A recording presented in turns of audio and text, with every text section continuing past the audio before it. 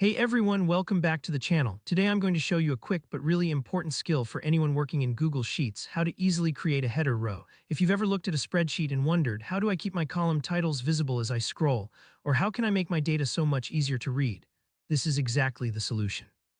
By the end of this video, you'll know how to make your spreadsheets way more organized and save yourself a lot of scrolling headaches down the road. Alright, let's dive right in. First things first, if you're already logged into your Gmail, you're just a couple of clicks away from Google Sheets. You'll notice up at the very top right of your Gmail, probably near your profile picture, there's a little grid of 9 dots.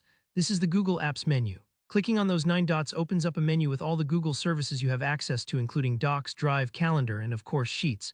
Go ahead and click on Google Sheets.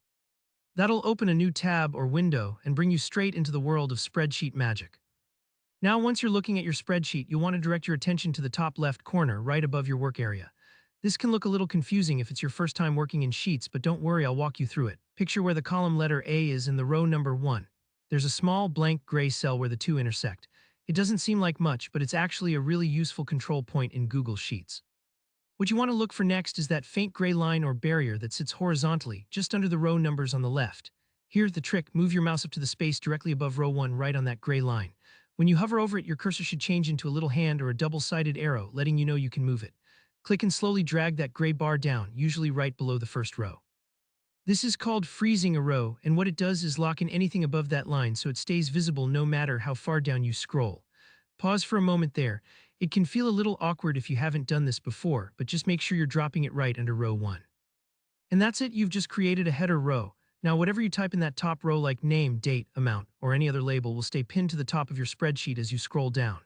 This is super helpful when you're working with bigger data sets, or if you're sharing your sheet with others and you want them to immediately understand what each column contains.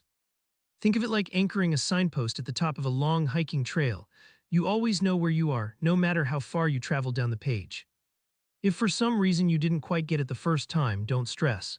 It might take a second to find exactly where to click and drag, but with just a little practice, it'll be second nature. And there you go, just a simple drag, and your sheet is instantly easier to navigate. If you found this tutorial helpful, please give it a thumbs up and let me know in the comments if you have any questions or need more Sheets tips. Don't forget to subscribe for more easy-to-follow tutorials just like this. Thanks for watching, and I'll see you in the next one.